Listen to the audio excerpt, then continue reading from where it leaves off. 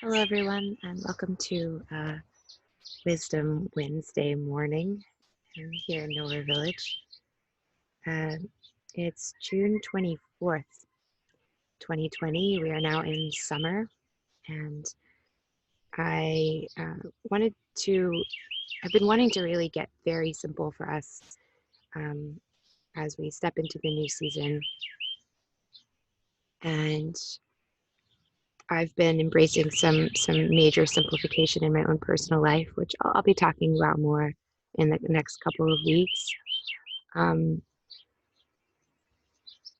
world that we live in is certainly a fascinating one. And as I've been looking around at the needs of others, and as always, checking out my own needs, how I'm responding to what's happening in our world, there's two main things that I've been called to really offer. Two main things that I feel like are going to be really important if our human race wants to find harmony and peace and some way of coexisting together. And the two main things, and there's lots of pieces to these two main things, of course, but awareness, and specifically the ability to pause and be really aware of one's own self, one's inner world, and the ability to communicate authentically with one another about the truths of our inner worlds and find a way to respect the truths of the inner selves that are all meeting.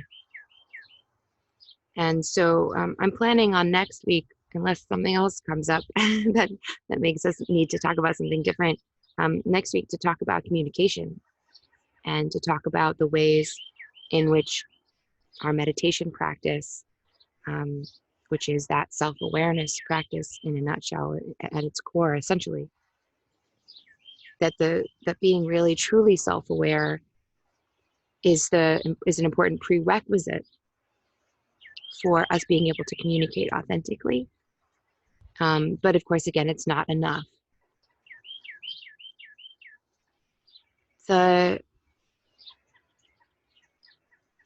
been thinking about how deeply I crave living in a compassionate society.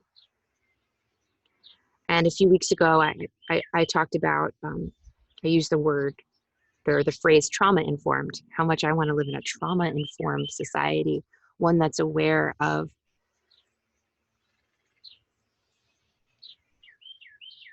I think our societies, we can see when there's an outward wound, but we're often so we're not able to appreciate the more subtle wounds that seem invisible for people, the emotional, the energetic, and even the mental wounds that can live inside and do live inside of really every person I've met in this society to some degree or another. This is what we're working with, and we don't have to make it an enemy, but how much my own story has been shaped by being in spaces that just were not aware of how these inner wounds and these inner cracks work inside of us. And the compassionate society that I feel called to contribute to building in my lifetime is one that is aware of the subtle and the invisible wounds that we have, and aware of the great damage that they cause to an individual, and aware that any individual that feels damaged we are going to feel that. Everyone around that being is going to feel it, spread it around. So to be a compassionate society or a trauma-informed society means to be one that is aware of pain and aware of discomfort, and that has a certain amount of comfort with discomfort.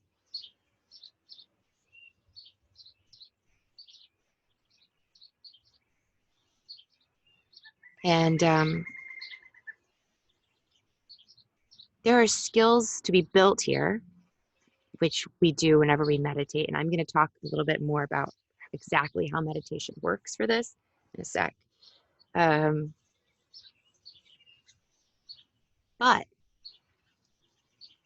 what I see and what so many of my teachers also speak of is a lot of what we have to do is actually unlearning, unconditioning, right? There's lots of there's training that can help us be aware and be comfortable in spaces of discomfort. But mostly what we're going to be doing is taking away certain ideas, expectations, ways of relating. And my talk a couple weeks ago goes into this a lot about values inquiry. Inquiry is another big practice we do here, as well as meditation, right? Once we do find something inside, we again, rather than the discomfort going, oh, gross, no, I don't want that to be a part of me, we get curious and we learn how to kind of investigate. And that inquiry process, and I shared some quotes with you from my teacher, Nisargadatta, about this, about how we have to be so passionate about rooting out the untruth. We have to be willing to challenge our most inveterate beliefs, he says. And again, this itself brings up discomfort.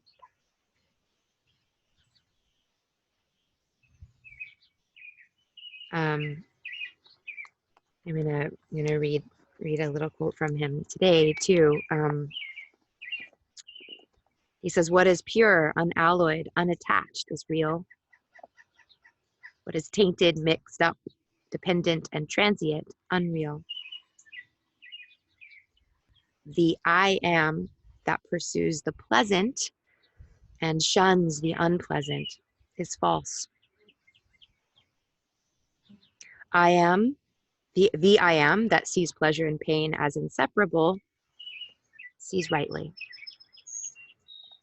And I like to use the words comfort and discomfort rather than pleasure and pain. The Sanskrit words we talk about sometimes are Suka and Dukkha. And we're talking about the physical discomforts of life and then the physical comforts of life.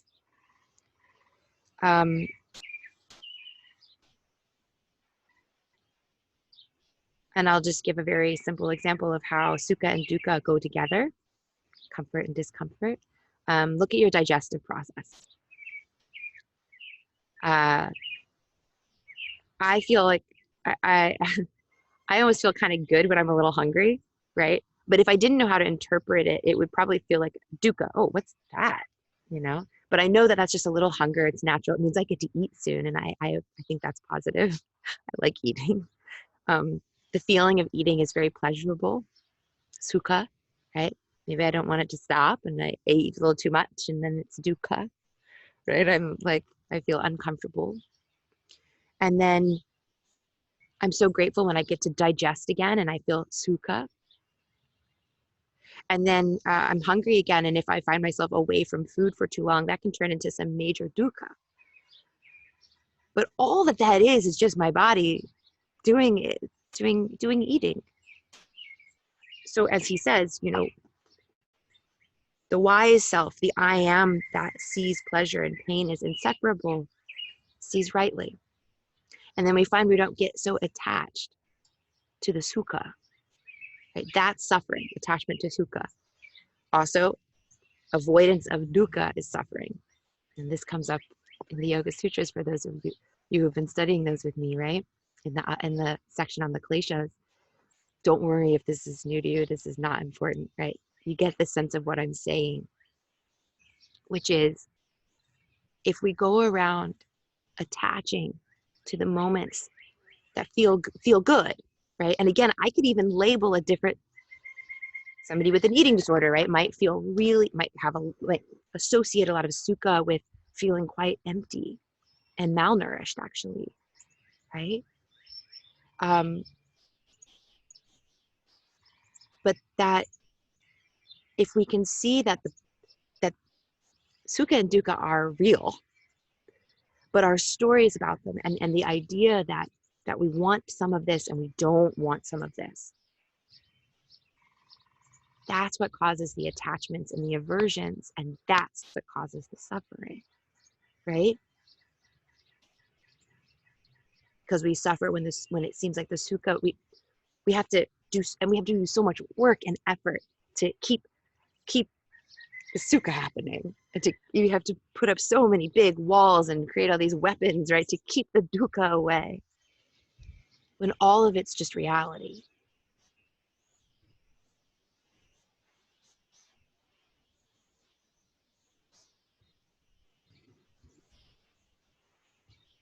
And so the comforts and the discomforts are life. Um, it's all a part of it. And what meditation teaches us is how to be with all of it. It's how to be with it.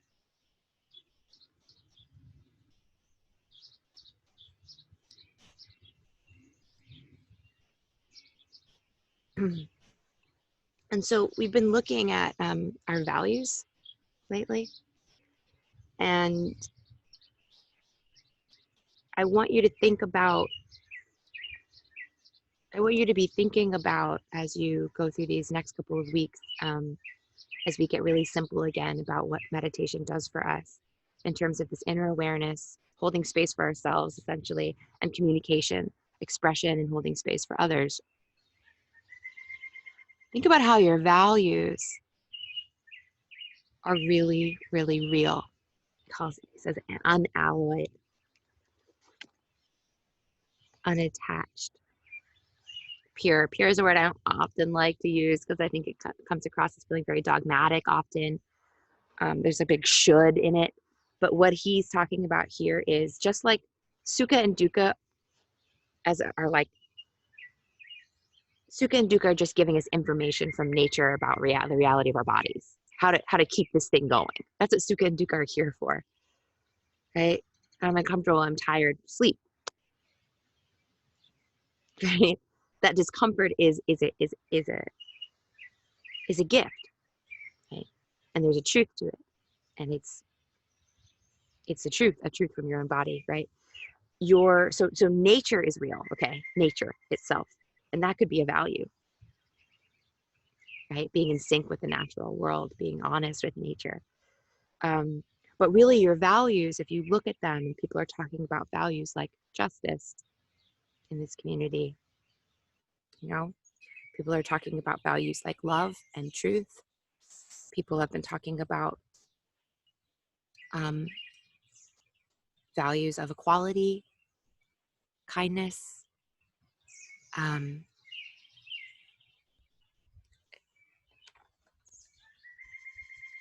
When we really get to our core values, these are pure in the sense that they're here.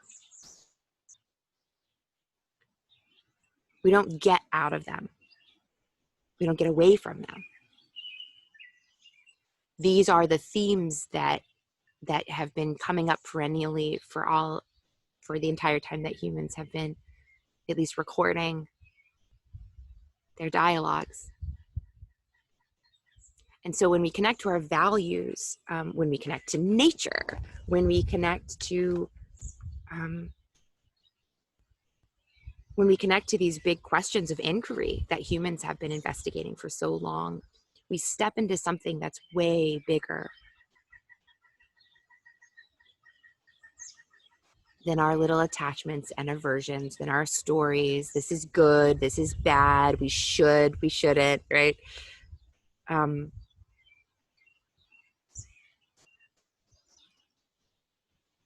And so meditation, I wanted today's talk to also be practical.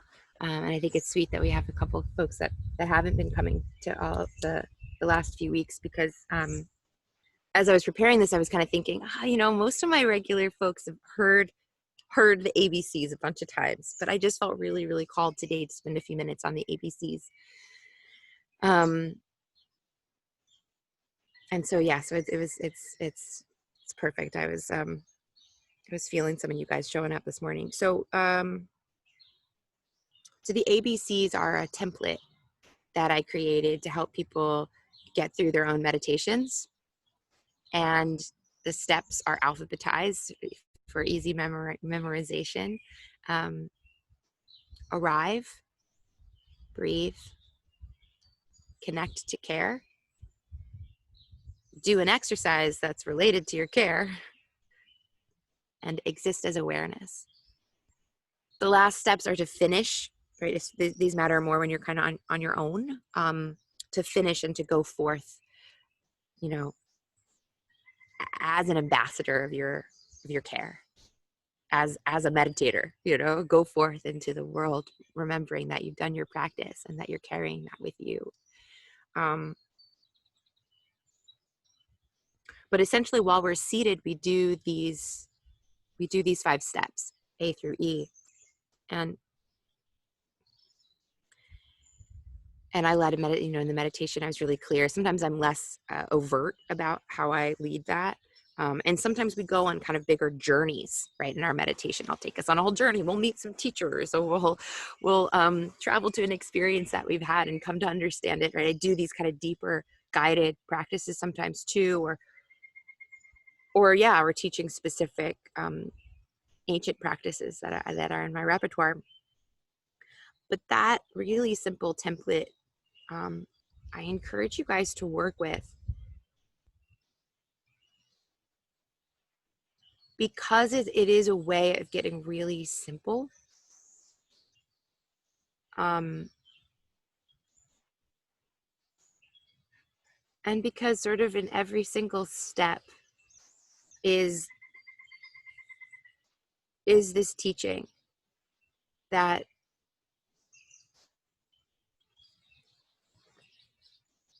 we're just trying to be with what is. So the first thing we do is we arrive. We just arrive where we already are. And I encourage you to experiment with different language. If arrive you don't like it, or it doesn't resonate, you can rename that step if you want, or you can kind of talk yourself through these steps however you want.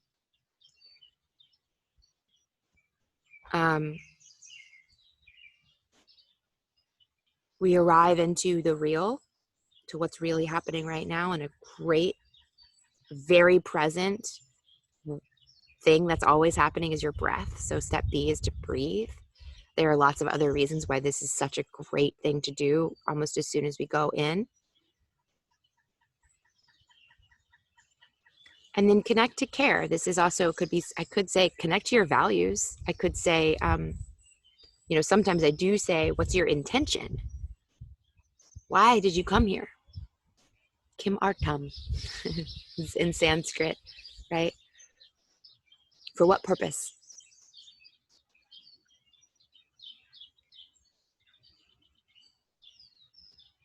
So often in my own life, I do things without really understanding why I'm doing them, or I do things without, like, our care is like a super fuel for our meditation practice, but for everything, it is the why. And sometimes my care shows up as like this big love. Sometimes care shows up as anger. That's love trying to protect the beloved. Sometimes it shows up as sadness, grief, because the beloved has been hurt, or has some healing to do. And the grief is how we heal.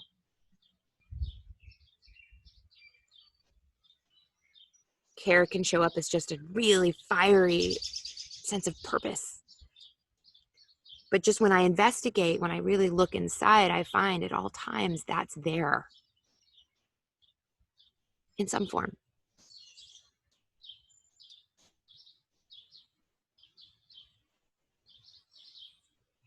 And I'll tell you, I've been on a real journey with this. I have many times discovered that the love that I thought I was moving from or to was attached. was, as Suka and Dukkha said, dependent, transient, tainted, mixed up. And in those situations, inevitably my energy becomes embattled, it becomes at war. One tendril of care is going this way and another one's going this way, and I don't feel united. And so this investigation of what do I really love, what do I really care about, and how am I moving toward it? How is this serving it? That inquiry just continues to reveal for me more and more truth. Step D, decide how you're going to honor your care today and do something. And here in the meditation and the seated meditation practice, we usually do an exercise. So I'll say choose now, decide, right? Choose your mantra or your touchstone, as I often call it. Maybe there's an image or a feeling inside or a place in your body. You're going to feel your breath, and just get really clear about what that is. And then we'll do that for a certain amount of time. That's kind of the heart of the exercise. And then what's really important is that we trust ourselves. This is enough, because that's often the inner dialogue when we're in meditation and we're getting distracted, right? Is I should be doing something else.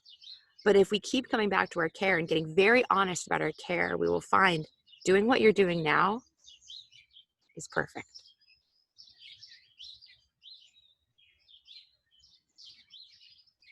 And then with trust, that becomes step E naturally, which is just to exist as awareness. So step D, or kind of up till now, we've really been doing technique. But meditation, actually, true meditation isn't about technique. Our techniques help. They're very helpful. I've got lots of techniques in my tool bag, and I will share them all with you so that you can get where you need to go. But eventually, we don't need those tools anymore, because we've arrived into what we are. And that's it. And it's the simplest thing you've ever done.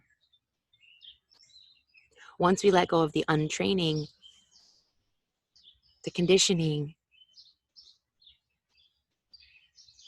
compassion is the most natural thing there is. Like, love is the most natural thing there is.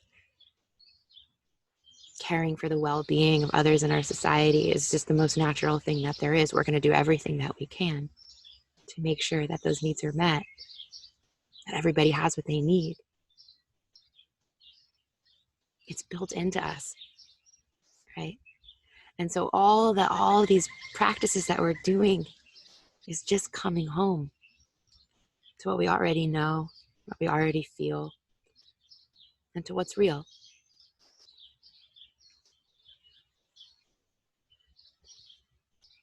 And so I offer these now, but we're going to talk about these again next week in the context. So I offer these now in terms of self-awareness and just being with your own experience of yourself all day. Maybe you could do this all day for yourself, right? Arrive, breathe, connect to care. What am I going to do about my care? Right now, I'm going to eat lunch. And I'm going to see if I can exist and trust this is exactly where I need to be while I eat my lunch, right? But take yourself through that. And then next week, we're going to talk about using the ABCs as we relate to other people. You know?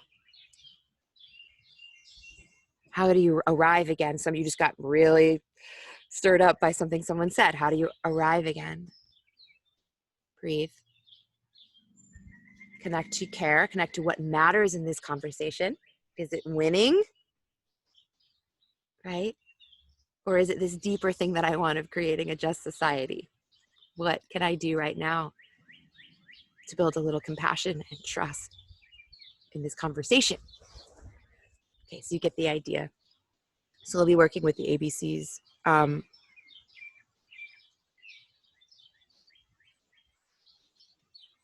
The last thing that I want to share with you before opening it up for questions, which I hope there's a couple of those today, is just to say, I've been thinking a lot about this, what Suka and Dukkha says about the I am. that pursues the pleasant and shuns the unpleasant is false. And a lot of what has brought me here to this new home where I'm living for the summer, and what has inspired me to take a pause on doing the coordinates, which we were working on, and just get very simple again with you guys, is I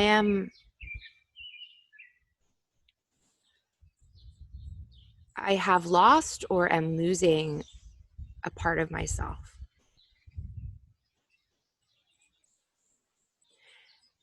And again, these are these subtle, invisible, right? I still have all my limbs.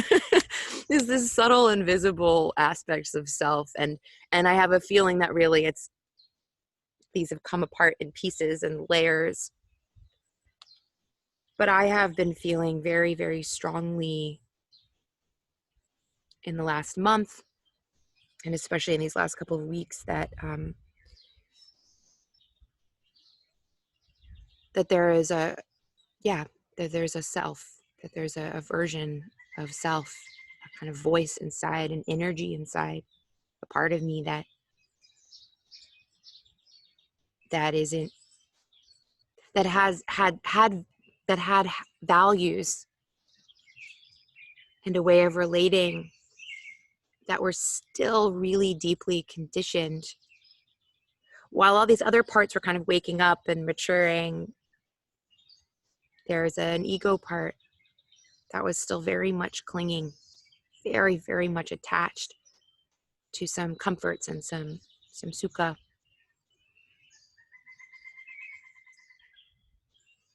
And letting go of that apartment, and letting go of part of a bigger journey, of course, of letting go of that last relationship. But this is sort of this death of this false self. And on the one hand, I feel much more free. I feel much more grounded,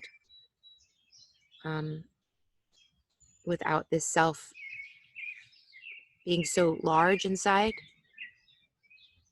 On the other hand, I'm grieving. On the other hand, sometimes I miss her.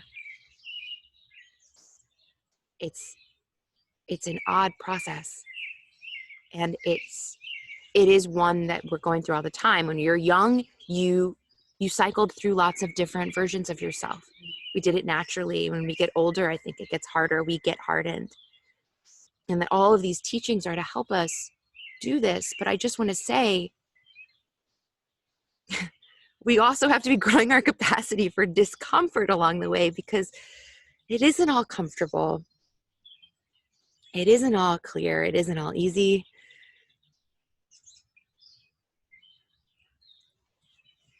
And one thing our society doesn't really help us learn how to do, something that's uncomfortable, but all societies, I think, should know how to do, is to grieve, is to say goodbye with love, and to give ourselves the space and time to process what was, but that isn't.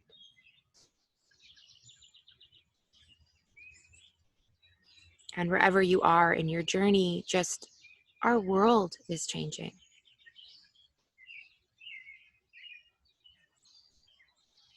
And I'm really excited for the prospect of a new world.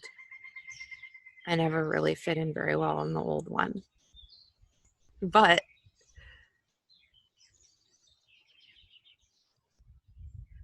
we'll have some grieving to do, guys. We'll have to learn, right? And so learning to pause and listen within, our theme for the week. We're learning, and luckily we can learn together. And luckily we've got sages and guides and wise beings to help us along the way and light the path and hold us close. But there's no getting out, at least for us meditators. There's no getting away from the challenges of this. We have to, instead, we have to develop the ability to be with it, to be one of the people who's with it. And through this, we are going to become a great resource for our loved ones and for others. Because this is what the world needs right now. We need to be able to do this pause, turn within. We need to be able to put down all the stories so that we can return to what really is real.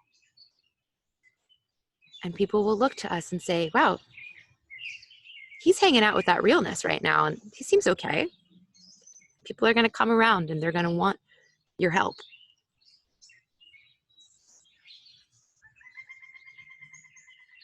But this path, the meditator's path, on this path, we do the work ourselves and we model it.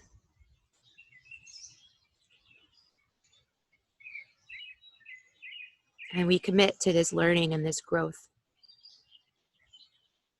which will have many celebrations, but we'll also have some funerals. If there are any questions, please go ahead and bring them up.